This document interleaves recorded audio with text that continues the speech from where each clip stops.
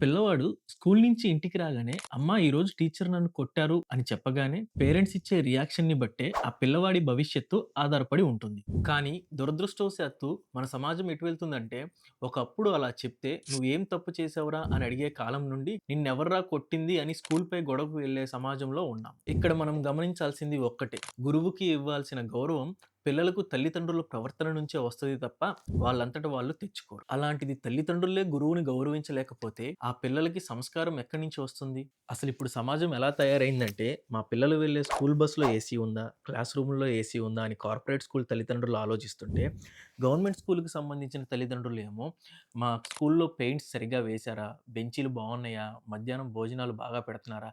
అని ఆలోచిస్తున్నారు తప్ప, అసలు స్కూల్‌లో మా పిల్లలకి ఏం నేర్పిస్తున్నారు అని ఆలోచించేవాళ్ళు ఎవరైనా ఉన్నారా? డిసిప్లైన్, మొరాలిటీ, సోషల్ రెస్పాన్సిబిలిటీ లాంటివి నేర్పించాల్సిన స్కూల్స్‌లో 10థ్ క్లాస్ పాస్ అవ్వాలన్న ఇంపార్టెంట్ క్వెషన్స్ ఇచ్చి మరీ పాస్ చేసే దారుణమైన స్థితుల్లో ఉంటున్నాయి.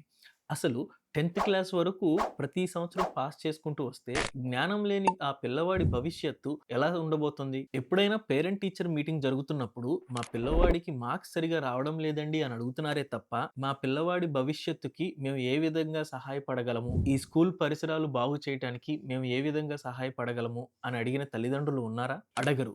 ఎందుకంటే వి డోంట్ హావ్ టైమ్. ఇంటికి వెళ్ళిన తర్వాత పిల్లలపై కేర్ తీసుకోవాలని టీచర్స్ చెప్తే, ట్యూషన్‌కి పంపించే తల్లిదండ్రులు ఉన్నారు గానీ, "ఈరోజు స్కూల్‌లో ఏం నేర్పించారు నాన్న" అని దగ్గరికి తీసుకొని అడిగే తల్లిదండ్రులే కరువైపోయారు. ఇది చాలదన్నట్లు తండ్రేమో పనిష్మెంట్స్ ఇస్తున్నారని, తల్లేమో మంచి మార్కులు రావట్లేదని ప్రశ్నిస్తున్నారు. తల్లి, తండ్రి, గురువు, దైవం ఇది మన సంస్కృతి.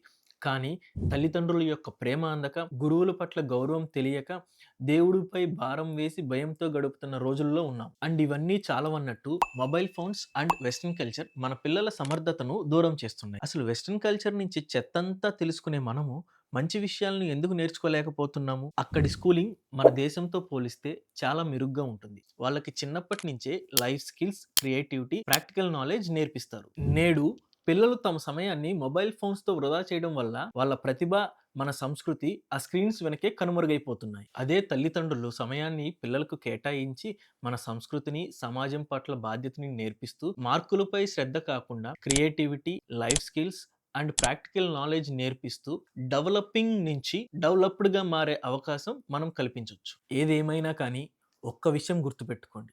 ఒక్కసారి మీ బిజీ లైఫ్ నుంచి బయటికి వచ్చి, మీ పిల్లల భవిష్యత్తు గురించి ఆలోచించి, ప్రశ్నిస్తేనే ఇవన్నీ మారతాయి. ఇక నుండైనా మన భవిష్యత్తు తరాలను తీర్చిదిద్దే పాఠశాలల నుండే మంచైనా, చెడైనా నేర్పించగలమని ఆశిస్తూ మీ ఫెయిర్ అండ్ ఫియర్.